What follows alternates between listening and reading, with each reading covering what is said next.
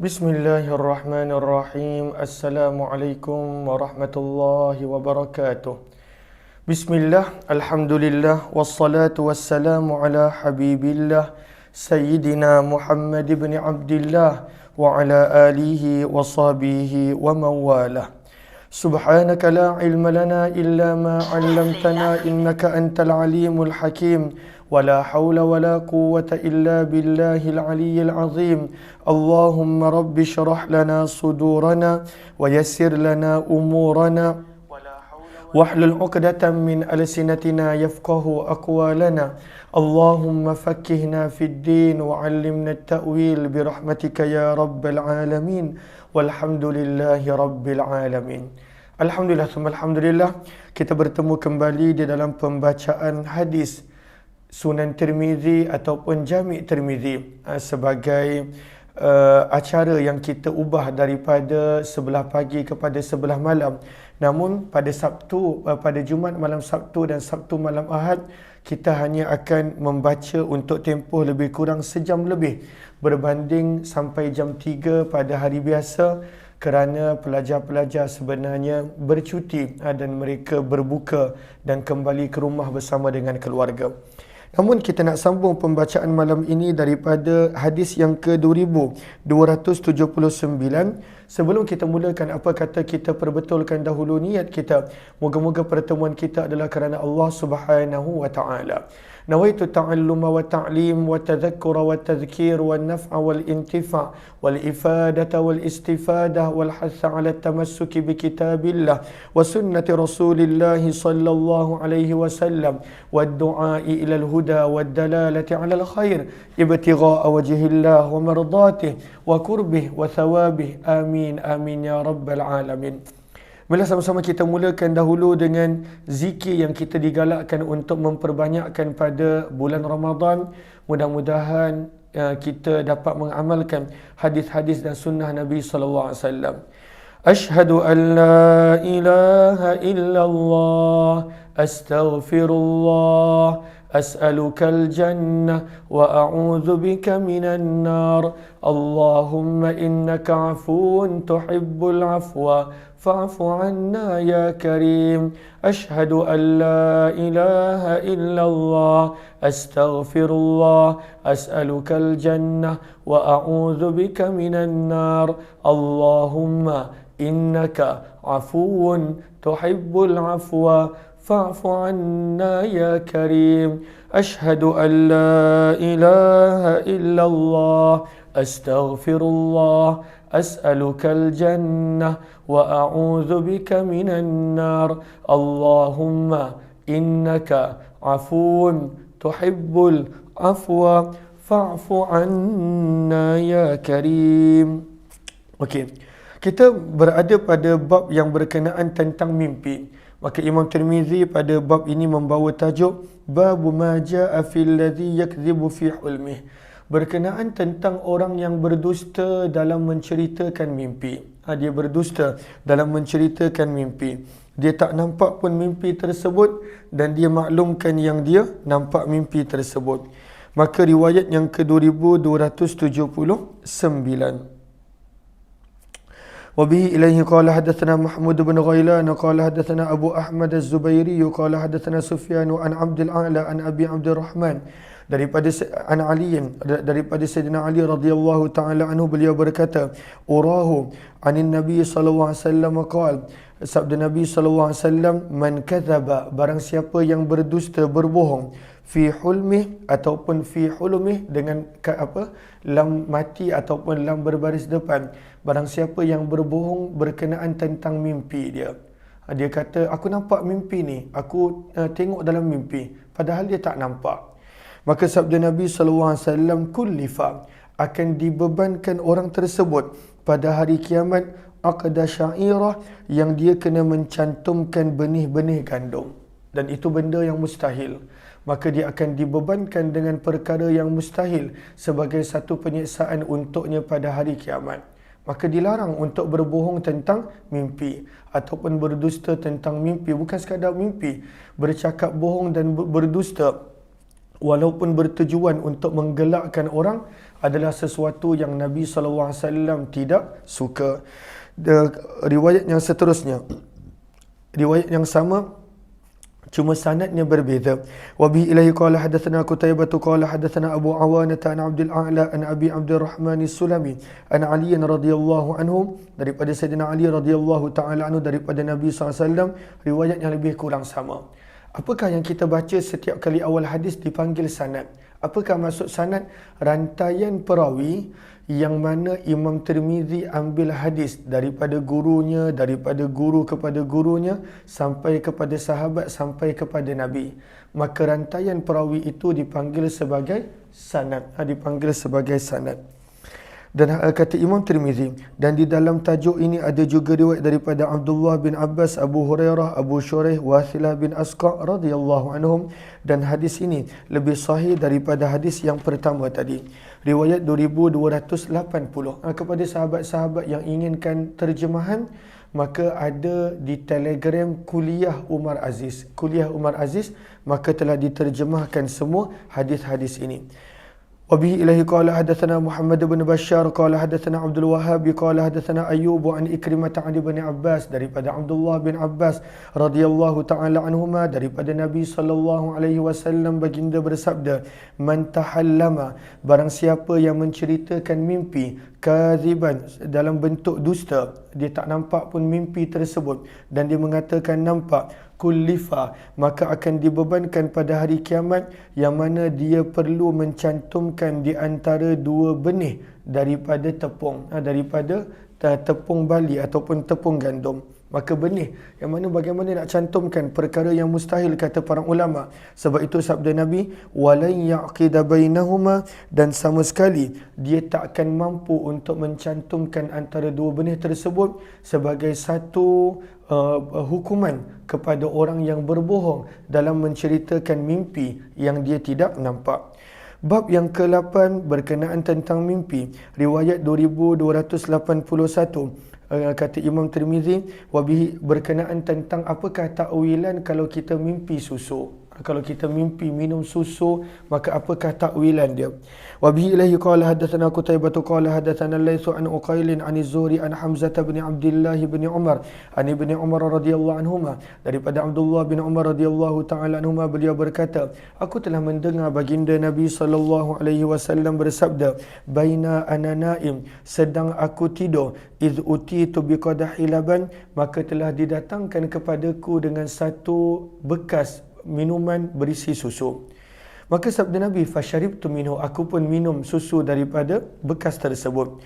Thumma a'taitu, kemudian aku telah berikan saki-baki susu tadi kepada Umar bin Khattab radhiyallahu anhu. Maka para sahabat bertanya, fama awwaltahu ya Rasulullah, maka apakah yang engkau tafsirkan tentang mimpi minum susu wahai utusan Allah? Sabda Nabi, al-ilma. Maka daripada sini, kalaulah seseorang itu mimpi minum susu, maka antara tafsiran dan takbirnya adalah gambaran tentang ilmu yang bakal dia perolehi. Yang kipas tutup. Wafil babi, kipas tutup. Wafil bab, yang tengah tu.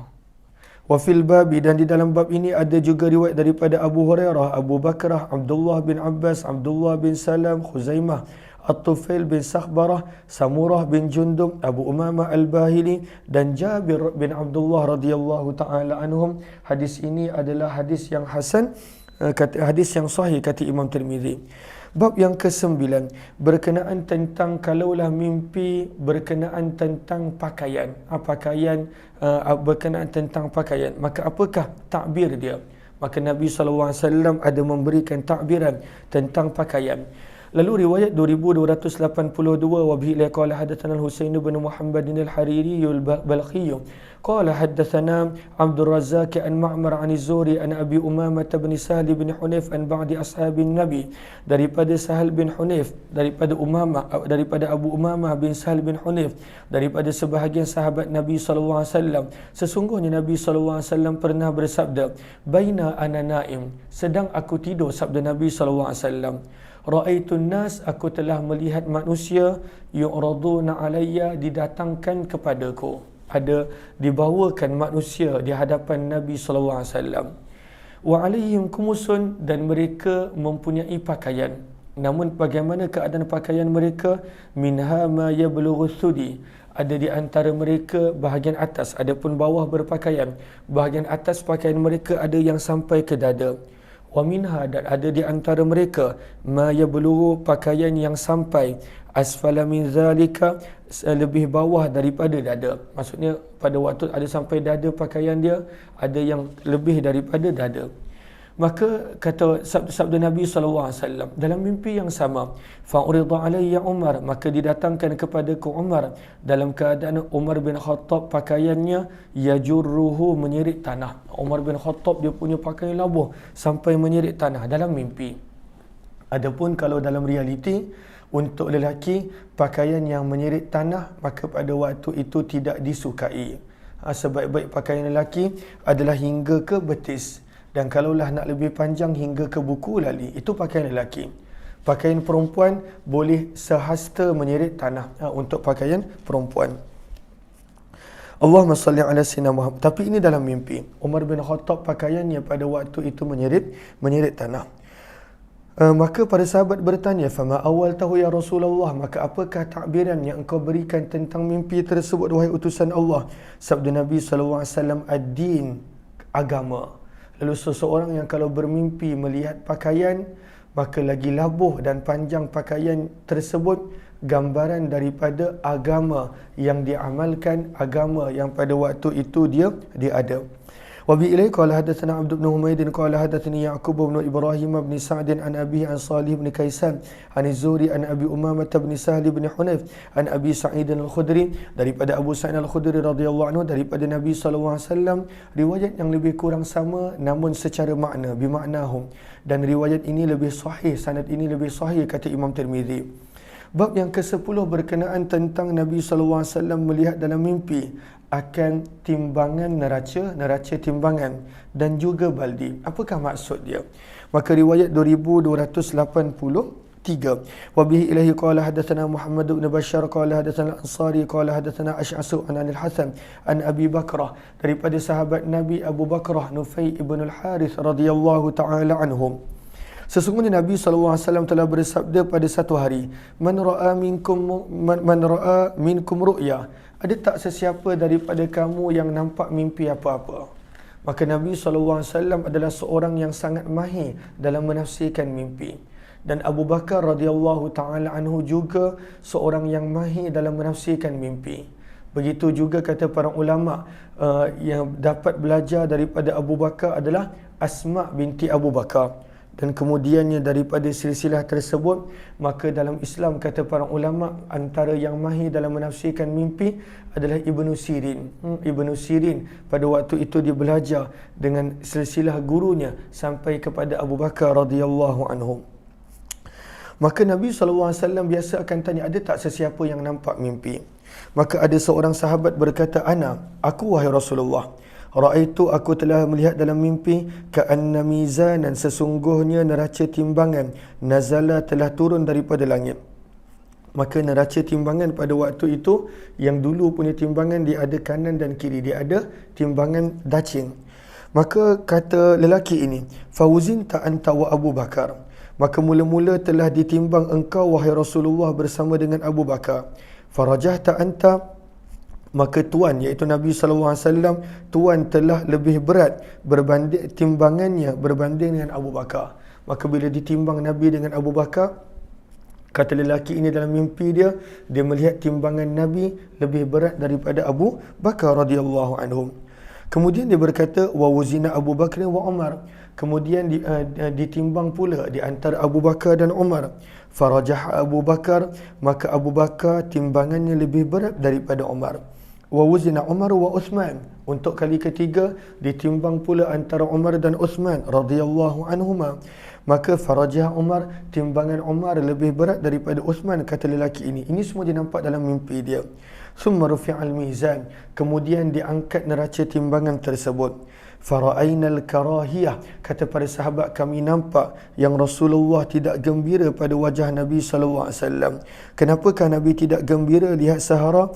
Li'annaha dallat, kerana mimpi ini menunjukkan ala inhitati amriddin, bahawa agama akan berkurangan daripada hari ke hari. Agama akan berkurangan daripada hari ke hari. Maka sebab itu Nabi SAW tidak gembira, namun Nabi tidak berkata apa-apa. Riwayat yang ke-2284 masih lagi berkenaan tentang tafsiran mimpi. Wa bihi ilahi qala hadatsana Abu Musa al-Ansari qala hadatsana Yunus bin Bukairin qala hadatsana Uthman bin Abdurrahman an-Zuhri an Urwah an Aisyah radhiyallahu anha qalat, daripada Ummul Mukminin Aisyah radhiyallahu anha, beliau berkata, Nabi SAW pernah ditanya tentang Waraqah, tentang Waraqah. Siapakah Waraqah? Kita lihat kepada Sahara pada baris yang kedua. Nama penuh beliau adalah Waraqah bin Naufal bin Asad. Beliau beragama Nasrani pada zaman jahiliyah, dan beliau adalah sepupu kepada Khadijah binti Khuwailid, isteri Nabi. Maka bila Nabi SAW kali pertama bertemu wahyu, Khadijah bawa Nabi berjumpa dengan Waraqah, dan Waraqah yang telah banyak menenangkan Nabi SAW. Namun sebelum Nabi dapat perintah untuk menyebarkan dakwah, Waraqah terlebih dahulu meninggal dunia. Maka faqalat, apakah soalan yang ditanya? Bayanus soal. Maka daripada faqalat, menerangkan sebenarnya yang bertanya adalah Khadijah. Maka Khadijah telah bertanya kepada Nabi, innahu kana saddaqaka, sesungguhnya Waraqah telah membenarkan kamu wahai Rasulullah, wa innahu mata, namun beliau telah meninggal dunia, qabla an tadhhara, sebelum engkau menzahirkan dakwah, sebelum Nabi SAW mula dakwah. Maka peringkat Nabi terima wahyu, Nabi tak terus dakwah, Nabi terima wahyu dulu, Iqra', kemudian ya ayyuhal muddathir, kemudian beberapa wahyu lagi, sehinggalah pada beberapa wahyu selepas itu barulah Nabi mendapat perintah untuk menyampaikan dakwah. Ada yang mengatakan pada wahyu yang kedua, surah Al-Muddathir, Qum fa'anzir, Nabi dah mendapat perintah untuk berdakwah sembunyi-sembunyi. Tapi Waraqah tak sempat beriman ketika mana Nabi menyampaikan dakwah, tapi dia mempercayai Nabi ketika mana mula-mula Nabi mendapat wahyu pertama. Maka sebab itu Khadijah bertanya. Maka sabda Nabi SAW, urituhu, telah diperlihat kepadaku Waraqah fil manami, di dalam mimpi, wa alaihi, dalam keadaan padanya, thiyabun bayad, pakaian berwarna putih, walau kana min ahlin nar, sabda Nabi, dan kalaulah Waraqah daripada penghuni neraka, lakana alaihi libasun ghairu zalik, maka adalah ke atasnya pakaian selain putih. Maka daripada sini kita nampak daripada tafsiran Nabi, maka bila kita nampak seseorang itu memakai pakaian putih dalam mimpi, maka itu gambaran insya-Allah itu adalah penghuni syurga. Sebab sabda Nabi, kalaulah penghuni neraka, mereka tidak akan pakai pakaian warna putih di dalam mimpi. Dan alhamdulillah, apa kita biasa dengar orang ni kata itulah, nampak selalunya orang yang kita dah jumpa meninggal dunia dalam mimpi, mereka pada waktu itu jarang berkata-kata, dan kita hanya nampak pakaian mereka. Kalaulah pakaian mereka berwarna putih, maka itu mudah-mudahan gambaran mereka adalah ahli syurga. Hadis ini adalah hadis yang gharib, kata Imam Tirmizi. Perawi bernama Uthman bin Abdurrahman, di sisi para ulama hadis sanadnya tidaklah begitu kuat. Riwayat 2285, wa bihi qala hadatsana Muhammad bin Bashar qala hadatsana Abu Asim qala hadatsana Ibnu Jurayj qala hadatsani Musa bin Uqbah qala hadatsani Salim bin Abdullah bin Umar, daripada Abdullah bin Umar radhiyallahu taala anhuma, berkenaan tentang mimpi Nabi SAW dan Abu Bakar dan Umar. Maka ada mimpi berkenaan tentang Nabi, Abu Bakar dan Umar. Faqala, maka sabda Nabi SAW, ra'aitun nas ijtama'u, aku telah nampak dalam mimpi manusia berkumpul. Fanaza'a, maka dalam ramai-ramai orang tersebut, sabda Nabi, aku telah menampak Abu Bakar menarik keluar zanuban, satu baldi, atau zanubaini, ataupun dua baldi. Maka satu ataupun dua baldi Abu Bakar keluarkan daripada telaga.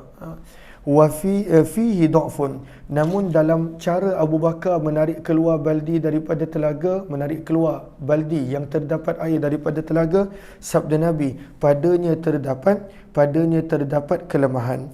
Lihat kepada Sahara pada baris yang keempat, fihi isyaratun ila anna khilafatahu sanah atau sanatan.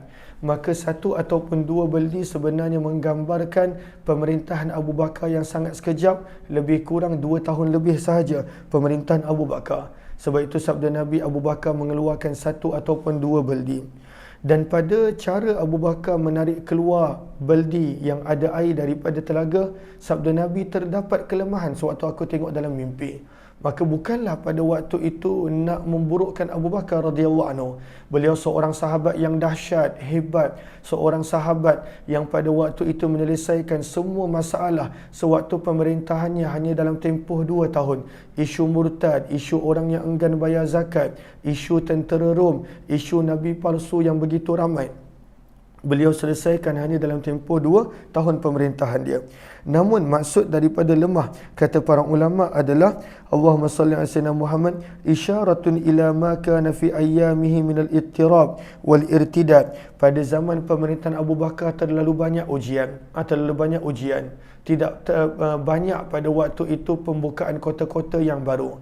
Berbanding dengan zaman Umar bin Khattab yang pada waktu itu dah aman, dan Umar bin Khattab berjaya menawan hingga ke Farsi, hingga ke Timur, hingga ke Iran dan sebagainya.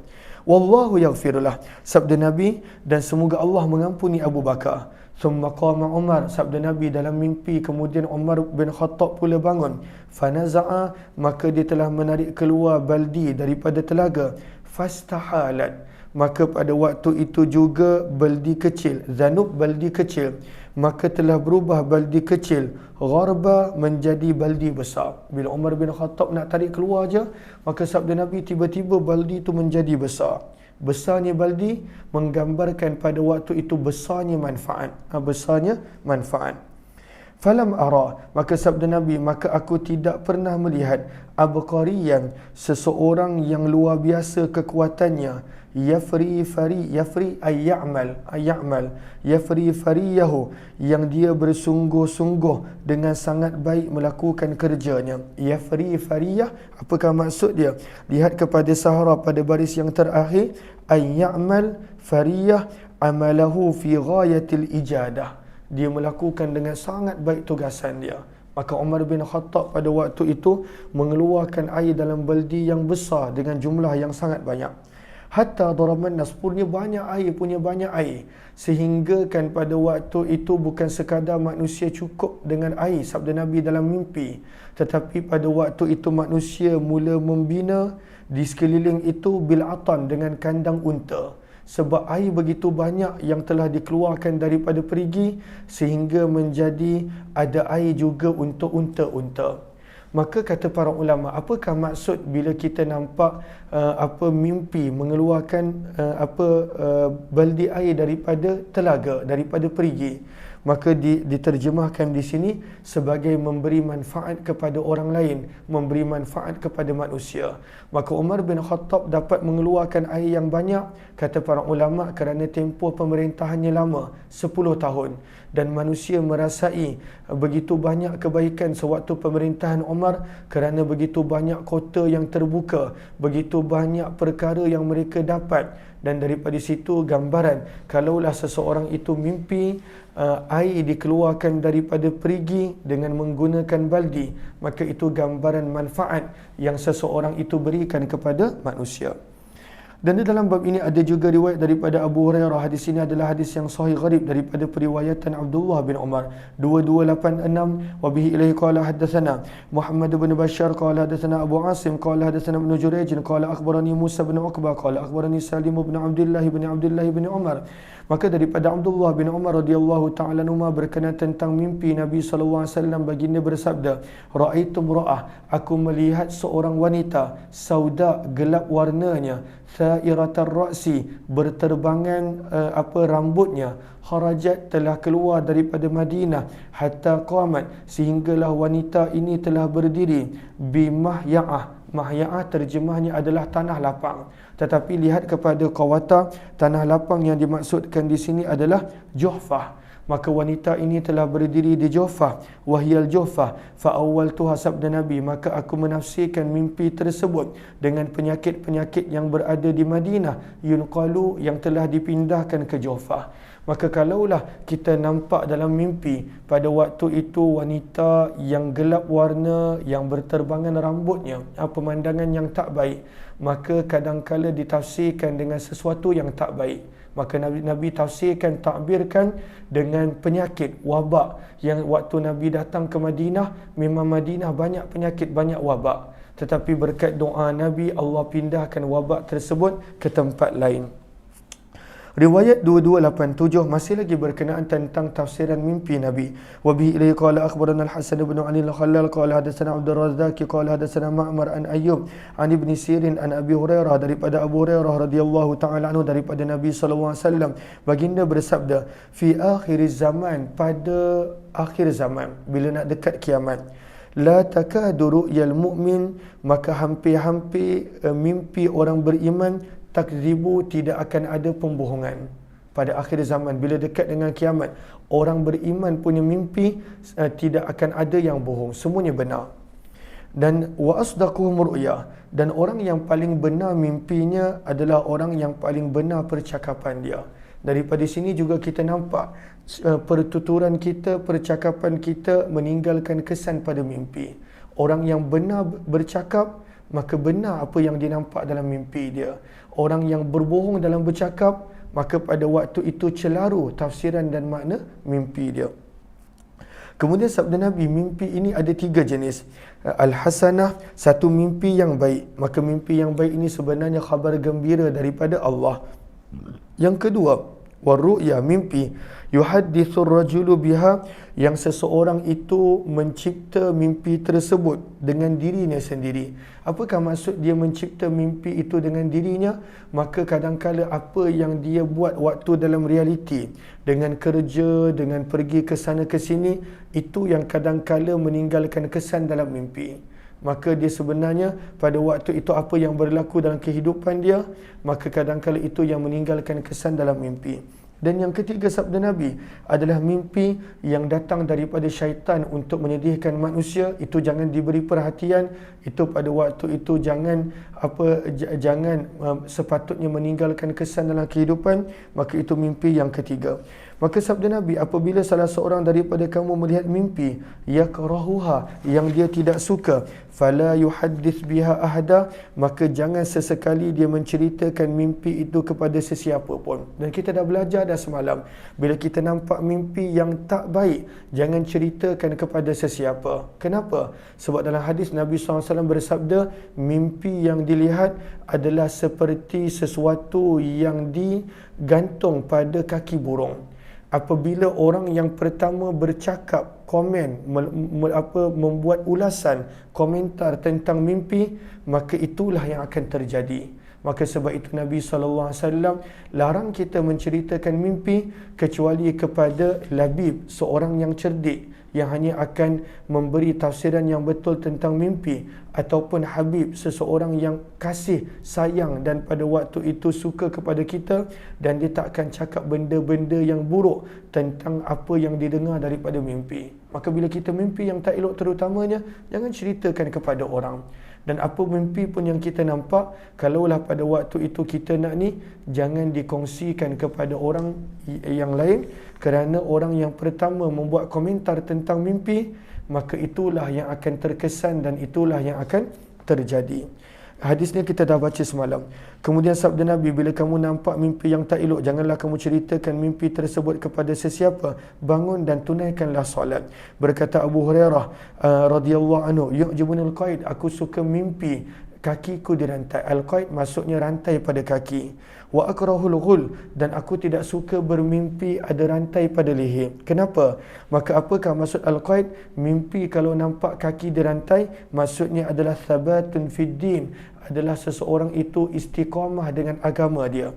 Mimpi kaki dirantai juga, kata para ulama, bermaksud bahawa kakinya ditahan daripada maksiat dan dosa. Dan kenapa mimpi rantai pada leher adalah benda yang tak elok? Lihat kepada Sahara, kerana itu adalah gambaran tentang penghuni neraka, keadaan penghuni neraka.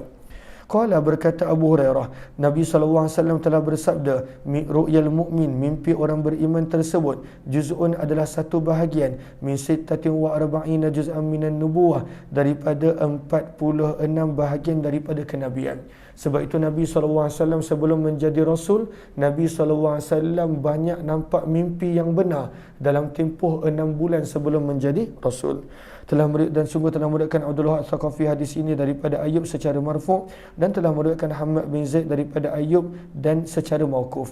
Riwayat 2288. Wa bi ilai qala hadatsana Ibrahim bin Sa'id al-Jauhari al-Baghdadi qala hadatsana Abu al-Yamani an Syu'aib bin Wahab bin Abi Hamzah an Ibn Husain an Nafi' bin Jubair an Ibn Abbas, daripada Abdullah bin Abbas radhiyallahu taala anhuma, daripada Abu Hurairah radhiyallahu taala anhu, beliau berkata bahawa baginda Nabi sallallahu alaihi wasallam telah bersabda, ra'aitu fil manam, aku telah melihat dalam mimpi, sabda Nabi, ka'anna fi yadayya, bahawa sesungguhnya pada tanganku, siwaraini min zahab, ada 2 gelang emas. Nabi nampak dalam mimpi Nabi pakai 2 gelang emas.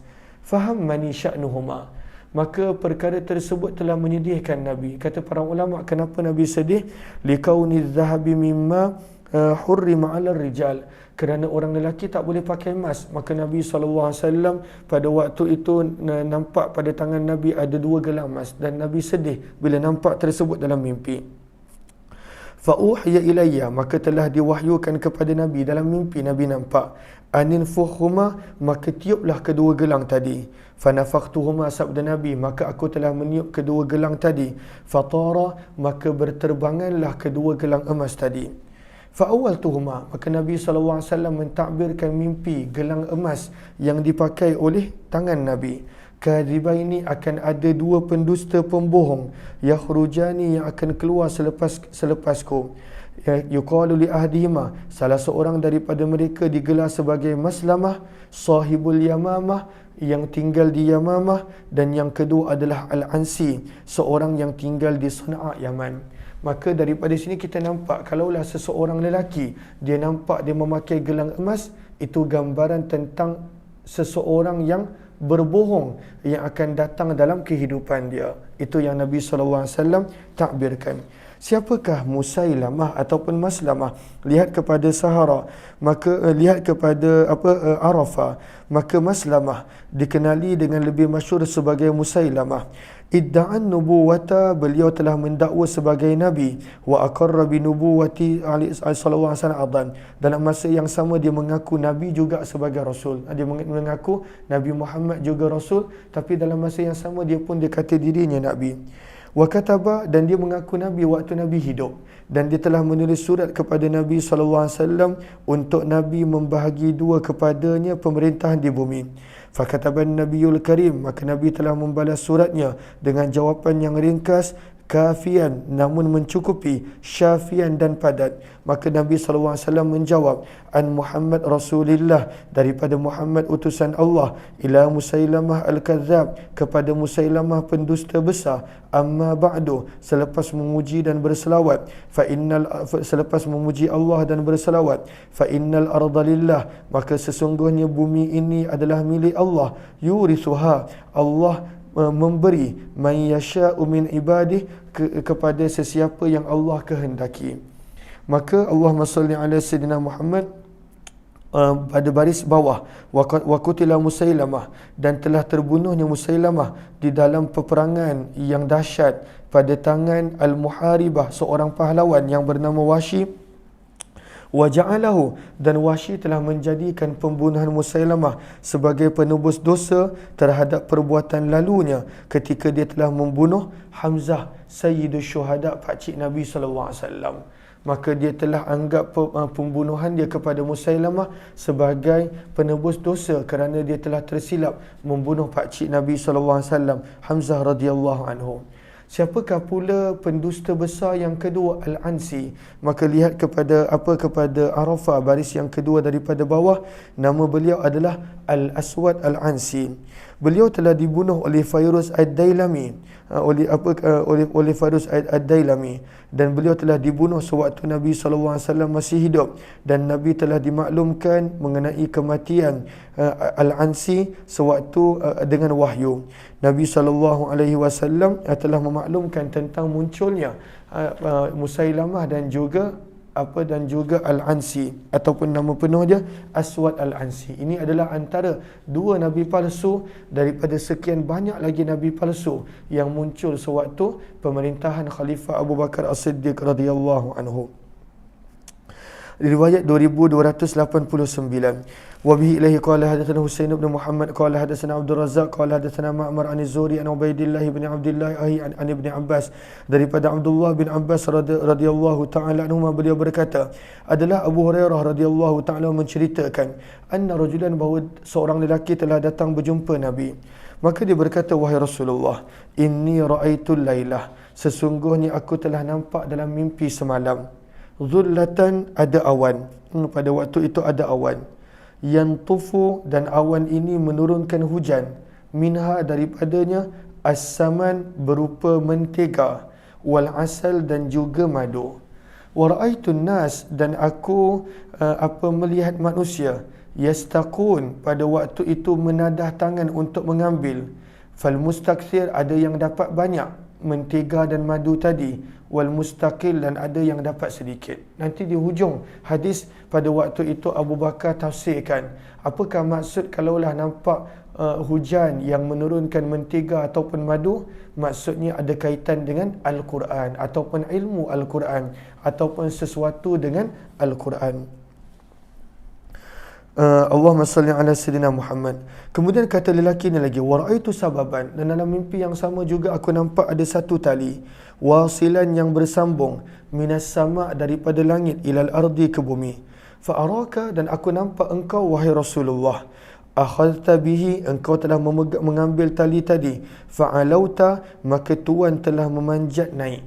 Pada waktu tu Nabi naik ke atas menggunakan tali tadi.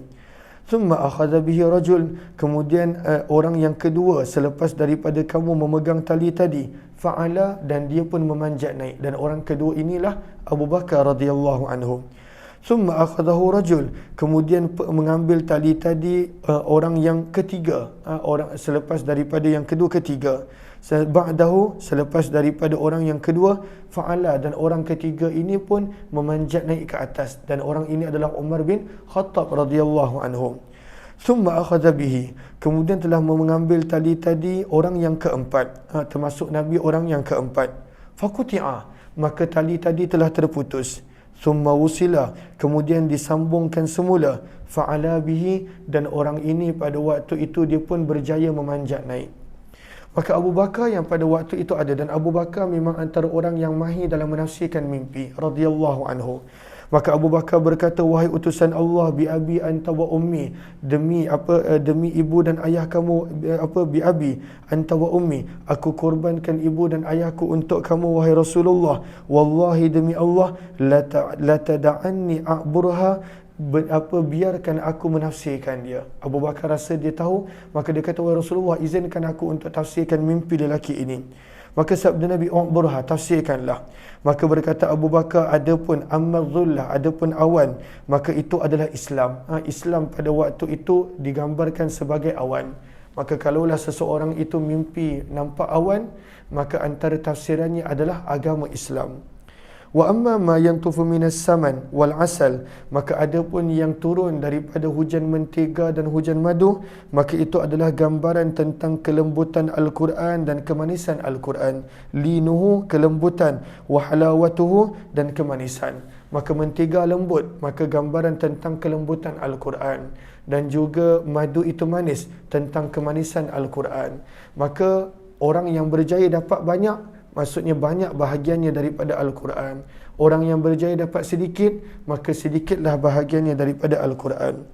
Wa amma sabab, baris bawah dia, dan adapun tali yang sambung daripada langit ke bumi, maka itulah kebenaran yang engkau berada di atasnya, wahai Rasulullah. Maka sebab itu engkau telah berpegang kepada kebenaran, dan kebenaran itu telah membawamu tinggi, memuliakanmu. Maka tinggi bermaksud memuliakan.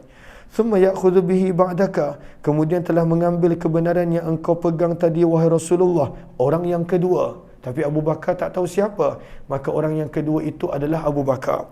Maka dia pun pada waktu itu bila berpegang kepada kebenaran tadi, maka kebenaran tadi memuliakan dia, membawa dia naik.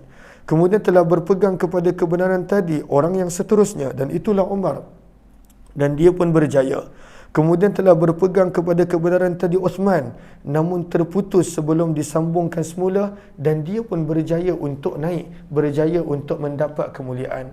Maka terputusnya tali yang dipegang oleh Uthman, gambaran daripada isu-isu yang berlaku pada akhir pemerintahannya, dengan ada orang mengepung rumahnya untuk tempoh yang lama. Mereka hina dia dengan pelbagai hinaan, sehingga akhirnya Allah kurniakan kesyahidan kepada Uthman bin Affan.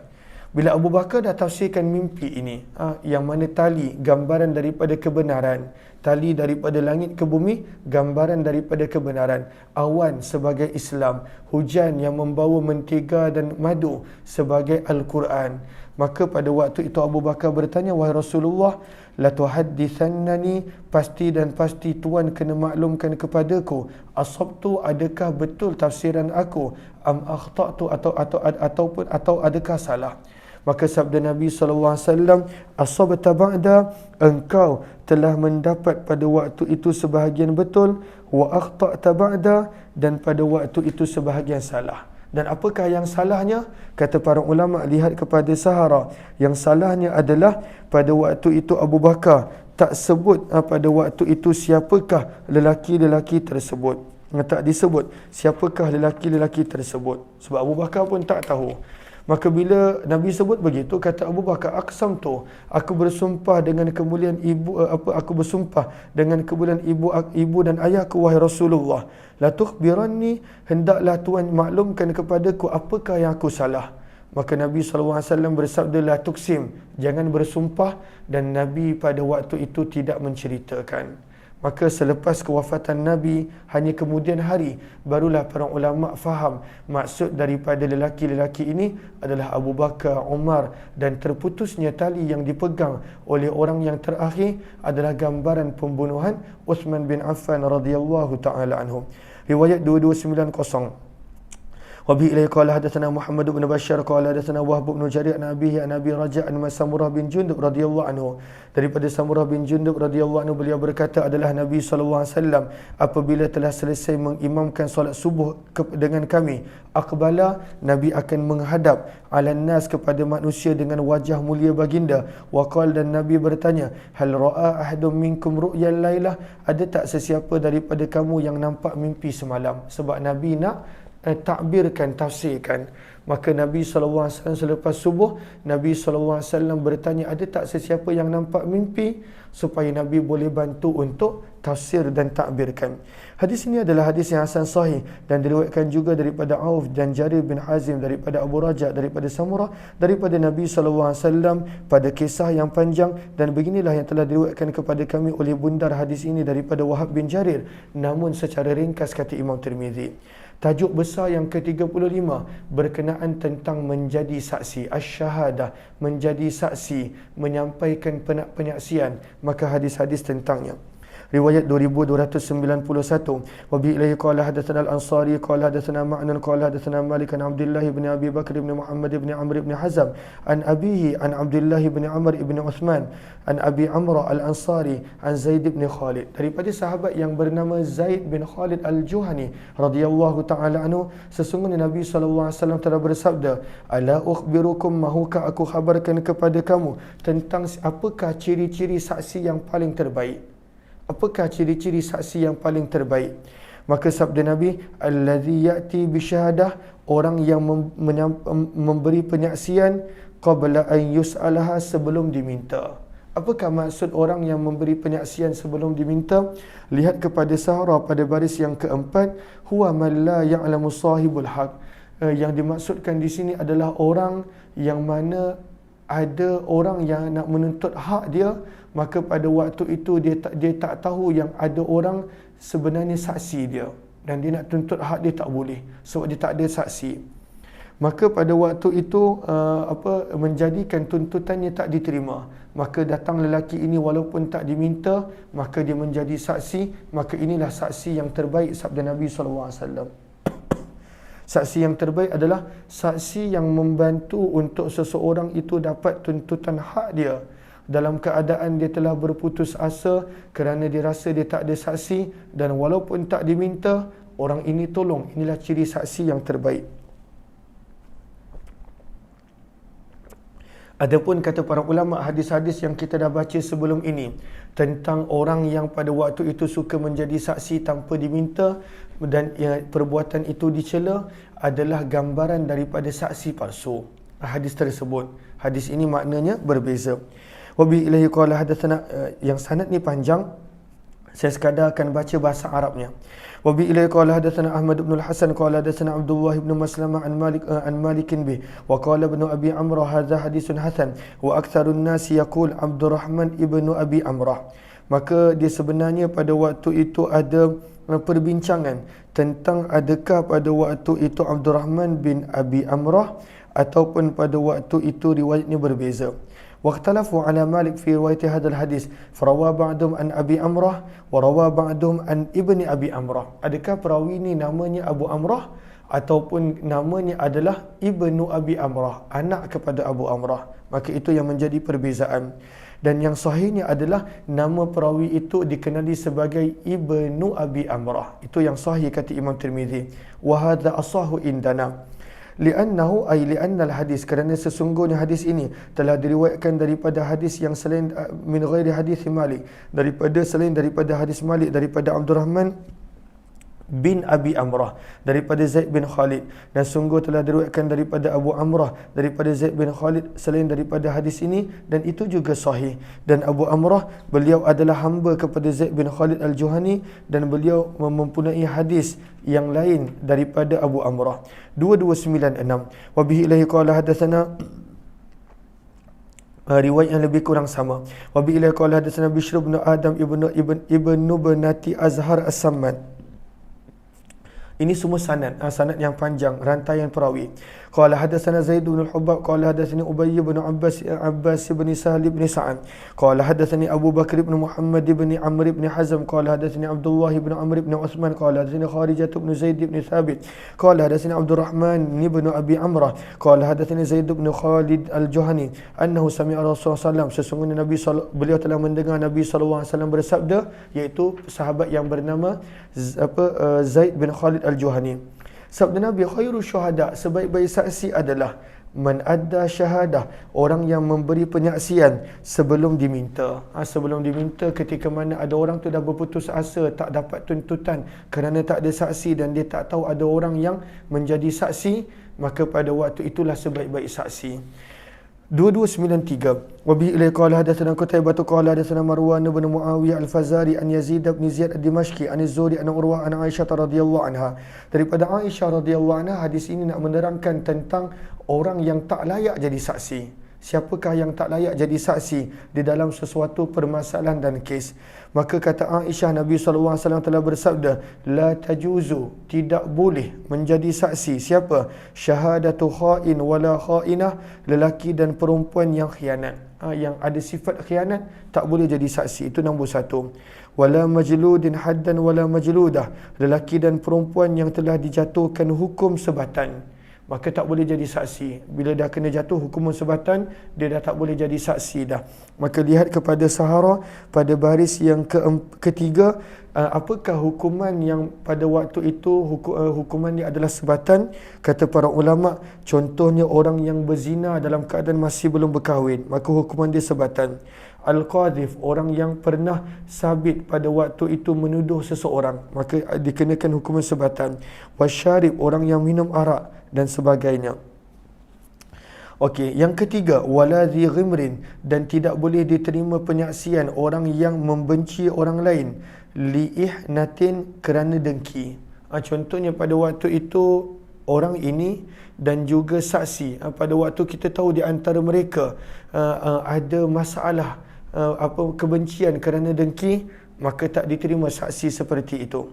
Yang keempat, wala mujarab, gariskan bawahnya, fil kizib, syahadatin, orang yang telah terbukti penipuannya dalam menjadi saksi. Sebelum ni dia pernah tertangkap menipu dalam memberi saksi, dia tak boleh diterima lagi sebagai saksi. Dan yang ke 1, 2, 3, 4, 5. Yang kelima, walal qani, dan orang yang menjadi pak turut. Al-qani maksudnya at-tabi, orang yang menjadi pak turut ahlal baiti, untuk sesuatu keluarga, kepada pihak yang mendakwa ataupun sebagainya, maka dia tak boleh jadi saksi. Siapakah pak turut? Antaranya kata para ulama, staf dia. Memanglah staf dia akan pada waktu itu membenarkan kata dia, sebab staf pekerja. Apatah lagi kalau orang lain. Maka orang yang menjadi pak turut kepada sesuatu keluarga yang ada kaitan dengan pendakwa ataupun pada waktu itu orang yang kena tuduh, tak boleh jadi saksi. Yang seterusnya, yang keenam, wala dhaninin fi wala'in, orang yang menisbahkan dirinya kepada fi wala'in, kepada bukan tuannya, wala qarabatin, ataupun kepada selain keluarga dia, tak boleh jadi saksi. Maksudnya dia kata, oh ini bukan keluarga aku. Kalaulah dalam nasab keluarga pun dia boleh menipu, maka saksi dia bagaimana nak diterima? Kalaulah dia hamba yang telah dimerdekakan oleh tuan dia merdekakan dia, satu nikmat yang besar, dia boleh tipu siapa tuan dia tak mengaku itu tuan dia, orang lain adalah tuan dia, maka kalaulah dalam bab itu pun dia boleh menipu yang dipanggil al-wala, bagaimana nak diterima saksi dia? Maka ini golongan yang tak diterima saksinya. Hadis ini adalah hadis yang gharib, kata Imam Tirmizi. Kami tidak mengetahui periwayatan ini kecuali daripada hadis Yazid bin Ziyad ad-Dimashqi, dan Yazid didhaifkan di dalam periwayatan hadis. Wala yu'rafu, dan tidak diketahui hadis ini daripada hadis Zuhri kecuali daripada hadis ini. Dan di dalam bab ini ada juga riwayat yang lebih kurang sama daripada sahabat Nabi Abdullah bin Amr, dan kami tidak mengetahui makna hadis ini. Wala yasihu indana, dan tidak sahih hadis ini daripada sudut sanadnya di sisi kami, kata Imam Tirmizi. Wal amal, dan beramal di sisi ahli ilmu bahawa boleh ahli keluarga memberi penyaksian kepada ahli keluarga yang lain. Ahli keluarga boleh. Waqtalafa, dan telah bercanggah pendapat ahli ilmu berkenaan tentang adakah adakah ayah boleh menjadi saksi untuk anak, ataupun anak menjadi saksi untuk ayah. Maka berbeza pendapat. Falam yujis, maka mengatakan tidak boleh majoriti ahli ilmu untuk anak menjadi saksi bagi ayah, dan tidak boleh juga ayah menjadi saksi untuk anak. Sebab pada waktu itu dengan kasih sayang menjadikan pada waktu itu memberi saksi yang tak tepat, penyaksian yang tidak tepat. Berkata sebahagian ahli ilmu, jika mereka ini benar-benar terbukti adil, maka diterima penyaksian ayah untuk anaknya. Kalaulah terbukti dia memang adil, dia tak pernah bohong dan sebagainya. Begitu juga kalaulah anak itu adil, maka diterima penyaksian anak untuk ayahnya.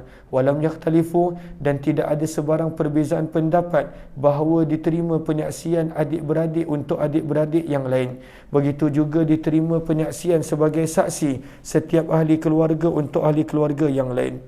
Berkata Imam Syafi'i, tidak boleh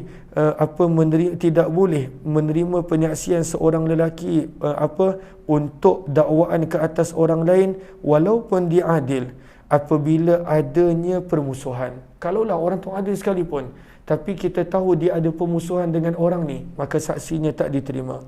Wadhahaba, dan Imam Syafi'i mengambil hadis Abdurrahman bin Arash daripada Nabi sebagai dalil. Sabda Nabi, la yajuzu syahadatu sahibi hinah, tidak diterima penyaksian seseorang yang ada permusuhan, yakni sahiba adawah. Begitulah makna hadis ini, di mana Nabi bersabda tidak diterima penyaksian orang yang ada dengki, orang yang ada permusuhan. maka orang yang ada permusuhan penyaksian dia tak diterima. Riwayat 2294. Wa bi ilai qala hadatsana Umayd bin Mas'ad qala hadatsana Bishr bin Mufaddal an al-Jurairi an Abdurrahman bin Abi Bakr an Nabi an Rasulullah sallallahu alaihi wasallam qala, sabda Nabi sallallahu alaihi wasallam ini berkenaan tentang memberi penyaksian palsu adalah dosa besar. Berbohong dalam menjadi saksi adalah dosa besar. Sabda Nabi SAW, mahukah aku habarkan kepada kamu dengan dosa besar daripada kalangan dosa besar. Dosa besar tu banyak, tapi dosa yang paling besar daripada kalangan dosa besar yang lain apakah dia? Sabda Nabi, al-isyraku billah, menyekutukan Allah, wa uququl walidain, menderhaka ibu bapa, dosa besar, wa syahadatuz zur, memberi penyaksian palsu adalah dosa besar, au qauluz zur, ataupun bercakap bohong adalah dosa besar. Maka kata perawi, berterusan Nabi ulang-ulang, Nabi kata dosa besar, syahadatuz zur au qauluz zur, syahadatuz zur au qauluz zur, sehingga para sahabat berkata, laitahu sakata, kami kesiankan Nabi, harap Nabi boleh berhenti. Nabi tekankan menjadi saksi bohong adalah dosa besar yang sangat-sangat besar, yang mana Nabi SAW larang untuk menjadi saksi yang bohong. 2295. Wa bi ilai qala hadatsana Ahmad bin Mani qala hadatsana Marwan bin Muawiyah an Sufyan bin Ziyad al-Asadi an Fatih bin Fadala an Ayman bin Khuraim anna Nabi sallallahu alaihi wasallam qama khatiban, sesungguhnya Nabi SAW pernah berdiri untuk berkhutbah, maka Nabi bersabda, wahai manusia, udilat, disamakan syahadatuz zur, memberi penyaksian bohong, isyrakan billah, dengan syirik kepada Allah. Level dia sama, sabda Nabi. Disamakan keburukan, dosa besar, menyekutukan Allah dengan menjadi saksi bohong, memberi penyaksian bohong. Kemudian Nabi membaca ayat berikut sebagai dalil, fajtanibur rijsa minal awthan, maka tinggalkanlah kotoran-kotoran daripada penyembahan berhala. Maka menyembah berhala itu syirik. Kemudian Allah berfirman sejurus selepas itu, wajtanibu qaulaz zur, dan tinggalkan, jauhkanlah diri kamu daripada bercakap bohong. Maka Allah sebut wajtanibu, jauhkanlah diri kamu daripada syirik. Allah susun selepasnya wajtanibu, dan jauhkanlah diri kamu daripada berbohong. Maka Nabi kata udilat, disamakan keburukan syirik dengan keburukan orang yang bercakap bohong. Maka bercakap bohong bukan perkara kecil. Hadis ini adalah hadis yang kami hanya mengetahuinya daripada periwayatan Sufyan bin Ziyad, kata Imam Tirmizi, dan sungguh telah bercanggah pendapat berkenaan tentang hadis ini daripada Sufyan bin Ziyad, dan kami tidak mengetahui bagi Ayman bin Khurim apa sebarang perjumpaan dengan Nabi SAW. Simak pendengaran daripada Nabi SAW. Riwayat 2296. Wa bihi ilaihi qala hadatsana Wasil bin Abdul A'la qala hadatsana Muhammad bin Fadl an al-Amash an Ali bin Mudrik an Hilal bin Yasaf an Imran bin Husain qala, daripada sahabat Nabi Imran bin Husain radhiyallahu ta'ala, beliau berkata, aku telah mendengar Nabi sallallahu alaihi wasallam bersabda, sebaik-baik manusia adalah orang yang hidup pada kurun Nabi. Itu sebaik-baik manusia, iaitu para sahabat. Thumma alladhina yalunahum, kemudian sebaik-baik manusia selepas itu adalah orang yang hidup sejurus mereka, iaitu para tabi'in yang hidup dengan sahabat. Thumma alladhina yalunahum, kemudian sebaik-baik manusia adalah orang yang hidup selepas itu adalah mereka yang hidup pada zaman tabi'in dengan para tabi'in. Kemudian sabda Nabi, kemudian akan datang kelompok manusia selepas daripada mereka, yatasammanun. Apa maksud yatasammanun? Zaman kita banyak mereka suka menzahirkan banyak perkara yang mereka tak ada. Yatasammanun, benda tu tak ada, mereka zahirkan. Tak kaya, tunjuk sebagai kaya. Tak ada ilmu, tunjuk sebagai ada ilmu bila berbicara. Pada waktu itu tak ada apa-apa, tunjuk macam banyak benda. Orang tak apa, banyak benda. Yatasammanun, menzahirkan banyak benda yang dia tidak ada. Sebab itu lihat kepada Sahara, baris yang kedua daripada bawah, ay yatakatharu mimma laysa fihim wa yad'una ma laysa lahum min asy-syaraf wal jah. Suka menzahirkan banyak benda yang mereka tak ada. Dan ini sabda Nabi SAW adalah golongan yang akan datang pada akhir zaman. Wa yuhibbuna siman, dan mereka ini suka makan dengan banyak. Suka makan dengan banyak, sabda Nabi. Yu'tuna syahadah, mereka suka memberi penyaksian sebelum daripada diminta. Ini tercela. Yang tadi tu terpuji. Apakah maksud di sini sebagai tercela? penyaksian dia adalah penyaksian bohong, penyaksiannya pada waktu itu adalah penyaksian palsu, maka sebab itu menjadi tercela. Hadis ini adalah hadis yang gharib daripada hadis A'mash daripada Ali bin Mudrik, dan anak murid A'mash telah meriwayatkan daripada A'mash daripada Hilal bin Yasaf daripada Imran bin Husain. Maka apakah sanad dia? Wa bi ilai qala hadatsana Abu Ammar bin Husain bin Hurith qala hadatsana Waqi' al-A'mash an Hilal bin Yasaf an Imran bin Husain an Nabi sallallahu alaihi wasallam, riwayat yang lebih kurang sama, dan sanad ini lebih sahih daripada sanad Muhammad bin Fudail. Dan makna hadis ini di sisi sebahagian ahli ilmu, mereka berkata, apakah maksud yu'tuna syahadah, memberi penyaksian sebelum diminta dan tercela, dan pada sebelum ni terpuji. Maka di sini tercela kenapa? Innama ya'ni syahadataz zur, tercela kerana di sini menjadi saksi bohong, penyaksian palsu, berbohong. Yaqulu, mereka berkata, syahadatu ahadihim min ghairi an yustashhad, wa bayanu hadha fi hadis Umar, dan keterangan ini ada dalam riwayat yang lain daripada Umar bin Khattab daripada Nabi SAW, di mana baginda bersabda, sebaik-baik manusia adalah yang hidup pada zamanku, dan kemudian yang hidup pada zaman selepas mereka, dan kemudian yang hidup pada zaman selepas mereka. Summa yafshul kadhib, maka ini menjadi penerangan. Hadis ini menjadi penerangan untuk hadis yang kita baca tadi. Apakah maksud menjadi saksi sebelum diminta? Maksudnya adalah saksi bohong.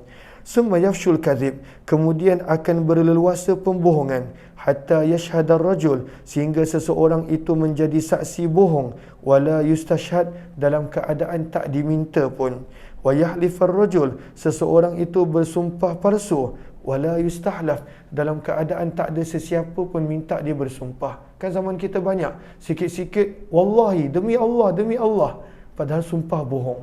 Tak ada orang minta pun dia sumpah, tak ada orang minta pun dia untuk bersumpah.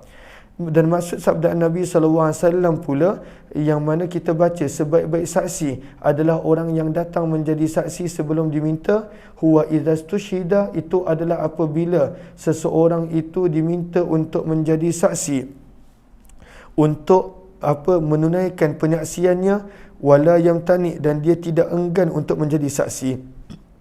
Maka menjadi saksi sebelum diminta yang terpuji adalah bila seseorang itu tidak dapat hak dia, dan orang ini membantu untuk orang tersebut mendapatkan hak dia, maka itu saksi terpuji. Saksi yang tercela adalah menjadi saksi bohong, palsu, dusta, yang mana itu tidak disukai oleh Allah dan Rasul. Hakadha, inilah yang telah diterangkan di sisi sebahagian ahli ilmu. Bab yang ke-36 berkenaan tentang zuhud. Apakah itu zuhud? Maka kata para ulama pada Arafah, zuhud bermaksud adalah berpaling daripada dunia. Berpaling daripada dunia bukanlah maksudnya pada waktu itu langsung meninggalkan dunia, tidak. Tetapi berpaling daripada dunia maksud dunia itu tak ditatang dalam hati, tak dibawa masuk ke dalam hati. Sebab itu yang tercelanya Al-Quran sebut, man kana yuridul ajilah.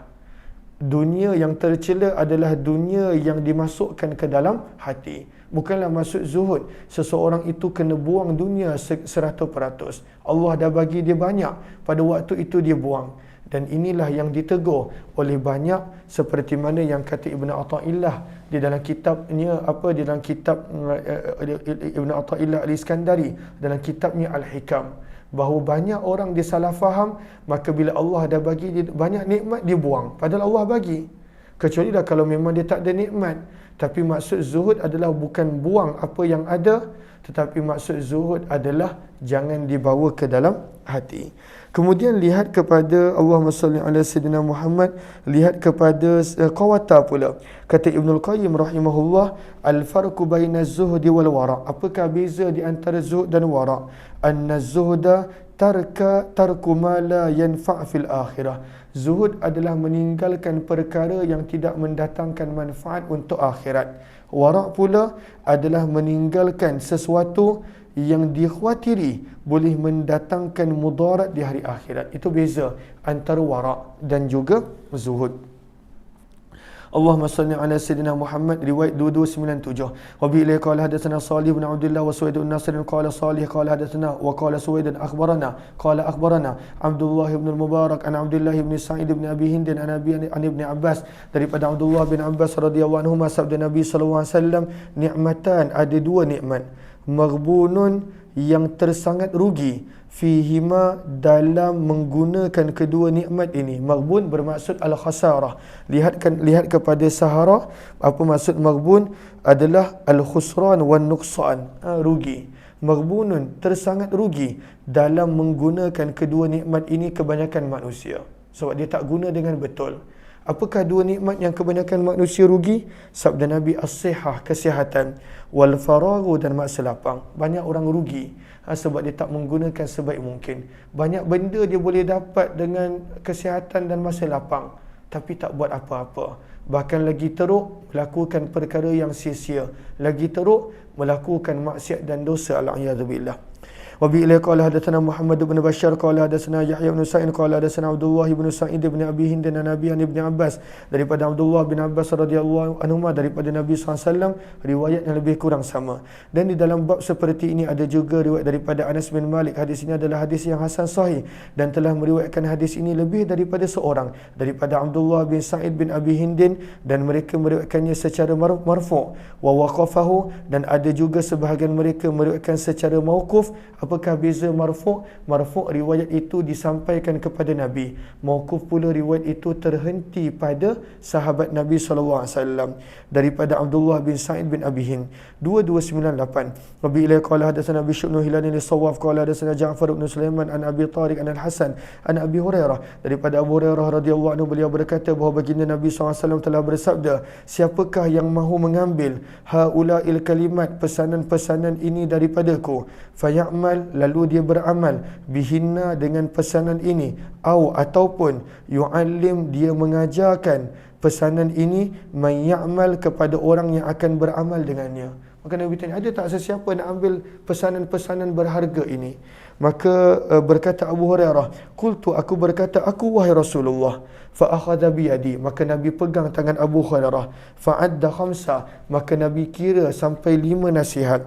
Wa qala, Nabi bersabda, ittaqil maharim, tinggalkanlah perkara yang haram, takun a'badan nas, nescaya kamu adalah manusia yang paling banyak beribadah.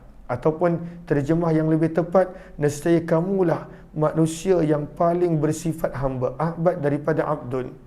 Maka tinggalkan perkara yang haram, kamulah manusia yang paling bersifat hamba, ataupun kamulah manusia yang paling banyak ibadah. Tinggalkan yang haram. Sebab itu ada sebahagian yang menyebut tak ada faedah pun buat amalan baik yang banyak kalaulah tak nak tinggalkan yang haram. Bukan tak ada faedah maksudnya langsung jangan buat. Tapi dalam masa yang sama buat amalan yang baik, kena belajar mula tinggalkan amalan yang maksiat. Sebab itulah maksud hamba ibadah yang sebenar. Maka sabda Nabi, tinggalkanlah perkara yang haram, nescaya kamu akan menjadi a'badan nas, manusia yang paling banyak beribadah, ataupun terjemahan dia, manusia yang paling bersifat hamba. Warda bima qasamallahu laka takun aghnan nas, dan redha, gembira, warda, gembiralah dengan apa yang Allah telah berikan kepada kamu, nescaya kamulah manusia yang paling kaya. Macam mana nak menjadi orang yang paling kaya? Orang yang bahagia, redha dengan apa yang Allah bagi. Itulah manusia yang paling kaya. Wa ahsin ila jarika, berlaku baiklah kepada jiran kamu, takun mu'mina, itulah mu'mina ay kamilul iman, itulah orang beriman yang sempurna. Maka berlaku baik kepada jiran. Nabi pun banyak menekankan tentang jiran. Wa ahibba linnas, dan kasihkanlah, sukakanlah untuk manusia apa yang kamu suka untuk diri kamu. Takun muslimah, nescaya kamu akan menjadi orang Islam yang paling sempurna. Macam mana nak menjadi orang Islam yang paling sempurna? Belajar untuk suka bagi orang lain apa yang kita suka. Dan yang kelima sabda Nabi SAW, wala tuksirid dhahik, jangan banyak ketawa, kerana banyak ketawa tumitul qalba, boleh mematikan hati. Banyak ketawa boleh mematikan hati. Hadis ini adalah hadis yang gharib, kami tidak mengetahuinya kecuali daripada hadis Ja'far bin Sulaiman, dan Hasan tidak mendengar daripada Abu Hurairah suatu hadis pun. Beginilah yang telah diriwayatkan daripada Ayyub dan Yunus bin Ubaid dan Ali bin Zaid. Berkata Imam Tirmizi, lam yasma' Al-Hasan tidak mendengar sebarang hadis daripada Abu Hurairah, dan Abu Ubaidah An-Najid telah meriwayatkan daripada Hasan hadis ini walam yadhkur, dan beliau tidak menyebut perkataan daripada Abu Hurairah daripada Nabi sallallahu alaihi wasallam. Bab yang seterusnya berkenaan tentang al-mubadarah, bersegera dalam melakukan amal. Bersegeralah dalam melakukan amalan. Hadis ni kita dah baca sebenarnya. Lalu 2299, wa bi ilai qala hadatsana Abu Mus'ab an Muhriz bin Harun an Abdurrahman al-A'raj an Abi Hurairah, daripada Abu Hurairah radhiyallahu anhu, sabda Nabi sallallahu alaihi wasallam, saya baca laju sedikit sebab dah baca. Sabda Nabi, badiru, bersegeralah kamu dengan beramal sab'a, sebelum datangnya 7 perkara. Apakah 7 perkara? Sabda Nabi, hal tanzurun, adakah kamu nak tunggu adakah kamu nak tunggu ketujuh perkara ni berlaku baru nak beramal? Hal tanzurun, adakah kamu nak tunggu ila fakrin munsin, sehingga terjadinya fakar, kefakiran, munsin, yang menjadikan kamu lupa melakukan ibadah? Adakah nak tunggu jadi fakir, dan ada kefakiran yang menjadikan manusia terlupa? Adakah nak tunggu tu baru nak beribadah? Maka jangan.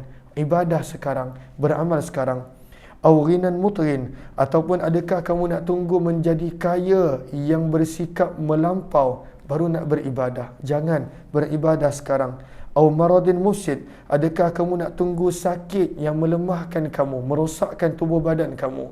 Waktu tu banyak amalan dah tak boleh buat. Banyak amalan. Adakah nak tunggu waktu tu baru pergi haji? Tak, pergi haji waktu muda. Daftarkan anak-anak kita pada waktu muda. Maka adakah nak tunggu waktu tu baru beramal? Tak. Bila ada peluang, maka segera untuk beramal. Adakah nak tunggu sakit yang merosakkan tubuh badan baru nak beramal? Yang keempat, aw haramin, ataupun adakah nak tunggu tua yang menjadikan kamu nyanyuk baru nak beramal? Tidak, beramal sekarang. Yang kelima, aw mautin mujhiz, adakah kamu nak tunggu kematian yang telah tersedia? Kematian tu dah tersedia.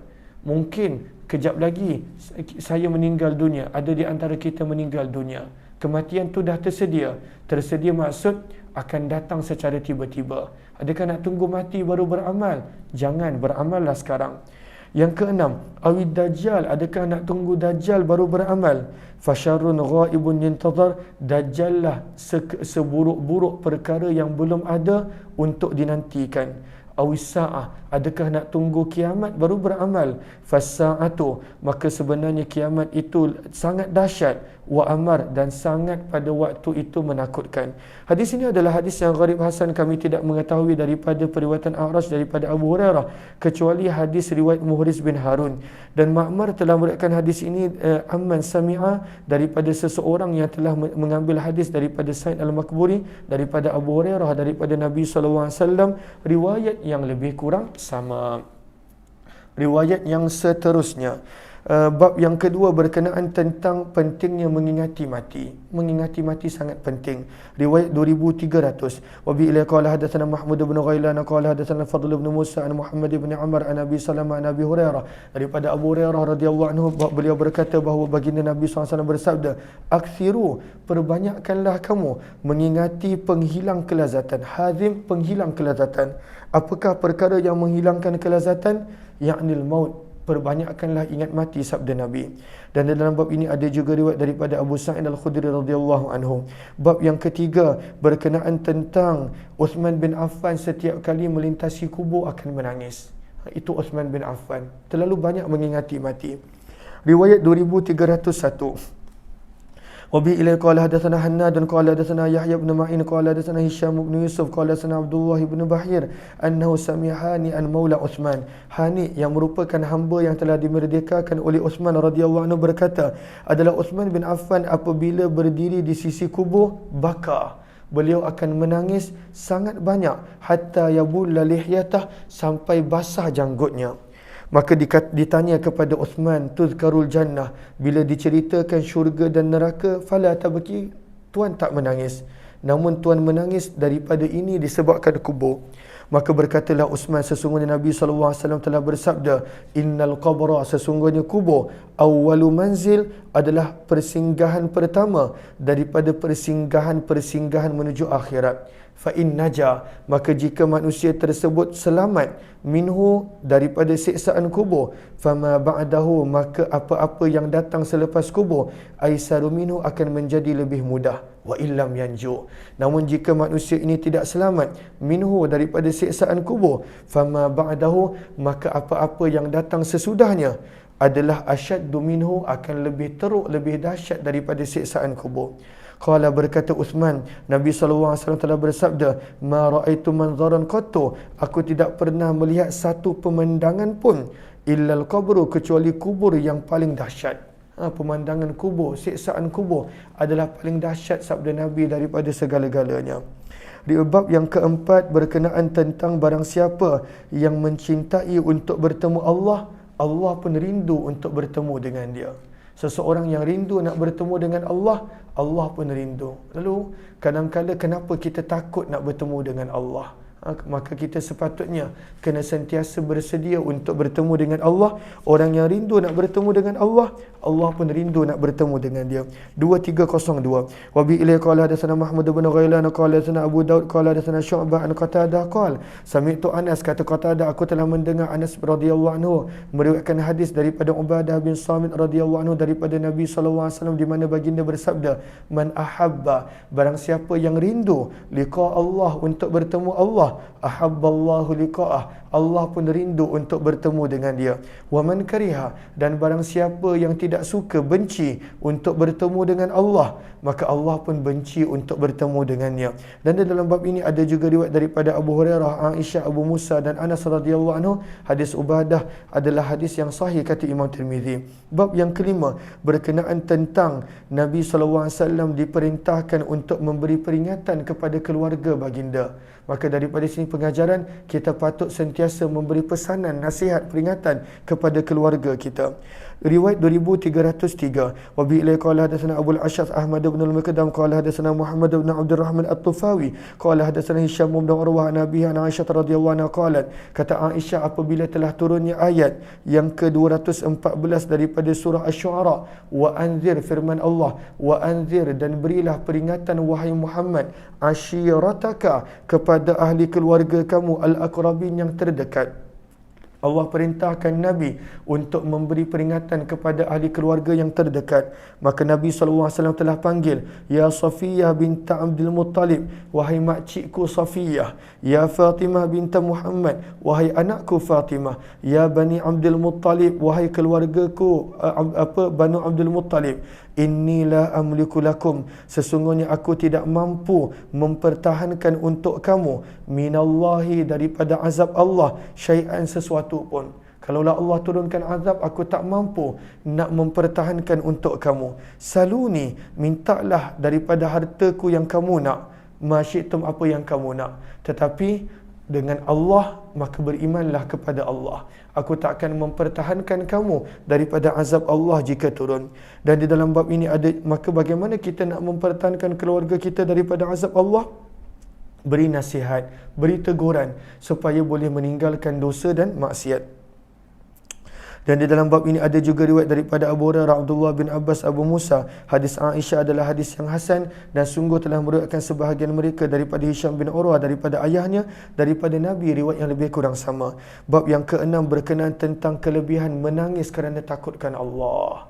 Menangis tu banyak, tengok movie pun menangis kadang-kala. Tapi bagaimana kalaulah seseorang itu menangis kerana semata-mata takut Allah? Apakah fadilat kelebihannya? Riwayat 2304. Wa bi ilai qala hadatsana Hannad qala hadatsana Abdullah ibn al-Mubarak an Abdurrahman ibn Abdullah al-Mas'udi an Muhammad ibn Abdurrahman an Isa bin Talha an Abi Hurairah, daripada Abu Hurairah radhiyallahu anhu, beliau berkata, baginda Nabi SAW telah bersabda, la yalijun nar, tidak akan masuk neraka seseorang baka yang menangis kerana takutkan Allah. Orang yang menangis kerana takutkan Allah tak akan masuk neraka, sabda Nabi. Hatta, mustahil orang yang menangis kerana takutkan Allah masuk neraka, sabda Nabi, sehinggalah ya'udal laban, susu boleh kembali ke dalam kantung susu. Mustahil. Maka adakah susu boleh dimasukkan balik dalam kantong susu? Mustahil. Wala yastami'u, dan tidak akan terhimpun ghubarun, debu-debu yang melekat akibat berada di jalan Allah dengan asap api neraka. Orang yang mana berada pada jalan Allah tak mungkin disentuh oleh api neraka. Dan di dalam bab ini ada juga riwayat daripada Abu Raihanah Abdullah bin Abbas radhiyallahu anhum. Hadis ini adalah hadis yang sahih, dan Muhammad bin Abdul Rahman, beliau merupakan hamba yang telah dimerdekakan oleh keluarga Talhah Madini, seorang yang thiqah dan telah mengambil hadis daripadanya Syu'bah serta Sufyan Ats-Tsauri. Bab yang ketujuh berkenaan tentang sabdaan Nabi, kalaulah kamu tahu apa yang aku tahu, nescaya kamu akan sedikit tertawa. 2305. Wa bi ila qala hadatsana Ahmad bin Mani qala akhbarana Abu Ahmad Az-Zubairi qala hadatsana Israil an Ibrahim bin Muhajir an Mujahid an Muwarriq an Abi Dzar, daripada Abu Dzar radhiyallahu taala anhu, beliau berkata bahawa baginda Nabi sallallahu alaihi wasallam telah bersabda, inni ara, sesungguhnya aku telah nampak, ma la taron, apa yang kamu tak nampak wahai para sahabat, wa asma, dan aku boleh mendengar, ma la tasmaun, apa yang kamu tak dengar wahai para sahabat. At-tad, telah mengeluarkan suara rintihan. Kenapa? Siapa langit? Kenapakah langit merintih? Maka Sahara pada baris yang terakhir, kerana kathrata malaikah qad athqalat hatta at-tad, kerana terlalunya banyak malaikat di langit sehingga pada waktu itu perkara tersebut sukar bagi langit. Maka langit telah mengeluarkan suara merintih, sabda Nabi. Wahuqa, dan selayaknya laha bagi langit antaitta, untuk mengeluarkan suara rintihan. Mafiha, tidak ada di langit, sabda Nabi, maudhi'u arba, kada 4 jari, kecuali ada malaikat yang sedang meletakkan dahinya dalam keadaan sujud kepada Allah. Tak ada tempat kosong kat langit. Tidak ada kadar walaupun sebanyak ini di langit, kecuali penuh di langit yang begitu luas daripada 7 petala bumi pada waktu itu dengan malaikat yang sedang sujud beribadah kepada Allah. Nak tunjukkan sebenarnya Allah tak perlu pun ibadah manusia, sebab malaikat itu lebih ramai, lebih bagus ibadahnya daripada manusia. Maka sabda Nabi SAW, demi Allah, lau ta'lamun, kalaulah kamu tahu apa yang aku tahu, nescaya kamu akan gelak dengan sedikit dan kamu akan lebih banyak menangis kerana takutkan Allah. Ini kelebihan orang yang menangis kerana takutkan Allah. Wama talazzaztum, dan kamu tidak akan bersuka-suka ataupun berlazat-lazat dengan isteri kamu di atas tilam dan katil. Wala kharajtum, dan kalaulah kamu tahu apa yang aku tahu, sabda Nabi, dan kamu akan keluar ila su'adat, ke tanah lapang, taj'aruna ila Allah, pada waktu itu meminta perlindungan kepada Allah. Lawaditu, sabda Nabi, aku berharap, minta maaf, ini bukan sabdaan Nabi, lihat kepada Sahara pada baris yang pertama. Qala al-muhaddithun, berkata para ulama hadis, bahagian hadis ini adalah kata-kata Abu Dzar Al-Ghifari. Kata Abu Dzar Al-Ghifari bila dengar sabdaan Nabi ini, lawaditu, aku berharap, kalaulah aku menjadi sepotong pokok yang bakal ditebang, maka itu adalah lebih aku suka daripada menjadi manusia yang kena menjawab dan dihisap oleh Allah.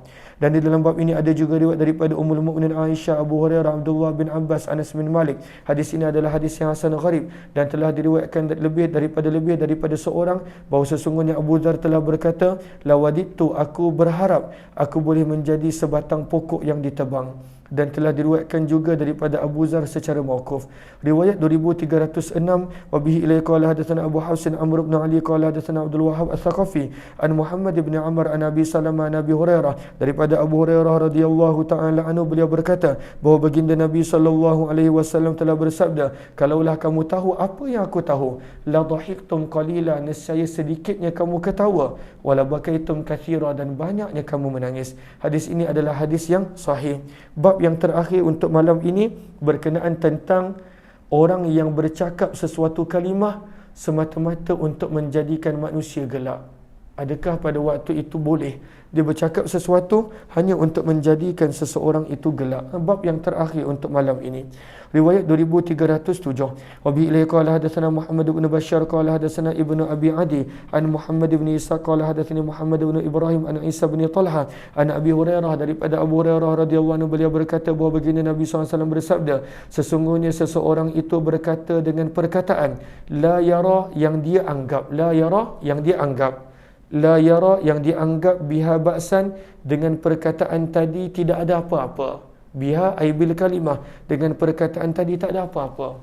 Dia rasa tak ada apa-apa pun yang dicakap. Benda tu kecil je. Namun di sisi Allah benda tu besar. Yahwi biha, dia akan terjatuh ke dalam neraka disebabkan perkataan biha ay bil kalimah, dengan sebab perkataan tadi 70 tahun akan jatuh ke dalam neraka. Nak menunjukkan dia akan jatuh ke neraka yang sangat dalam. Hadis ini adalah hadis yang hasan gharib daripada sanad ini. Riwayat 2308, hadis yang terakhir malam ini. Wa bi ila qala hadatsana Bundar qala hadatsana Yahya bin Sa'id qala hadatsana Bahz bin Hakim qala hadatsani Abi an Jaddi radhiyallahu ta'ala anhu qala sami'tu Nabi, aku telah mendengar Nabi sallallahu alaihi wasallam bersabda, wailun lilladzi, celakalah bagi orang yang menceritakan suatu ungkapan liyudhika, untuk menjadikan manusia gelak bila mendengarnya, fayakdzib, dan dia berbohong. Dia berbohong ketika mana nak menjadikan manusia gelak. Wailullah, sabda Nabi, celakalah dia. Maka daripada sini amaran untuk jangan semata-mata nak menjadikan orang gelak, berdusta, berbohong, kerana itu adalah penyebab kepada seseorang itu akan mendapat hukuman yang sangat berat. Moga Allah pelihara dan jauhkan lidah kita daripada bercakap perkataan yang bohong. Amin ya rabbal alamin. Kita akan sambung riwayat 2309 esok insya-Allah. Malam ni berhenti di sini, tidak akan sampai jam 3 sebab para pelajar pun cuti dan mereka meluangkan masa untuk bersama. Moga Allah balas dengan sebaik-baik kebaikan. Jumpa lagi insya-Allah. Wabillahi taufiq wal hidayah. Assalamualaikum warahmatullahi wabarakatuh.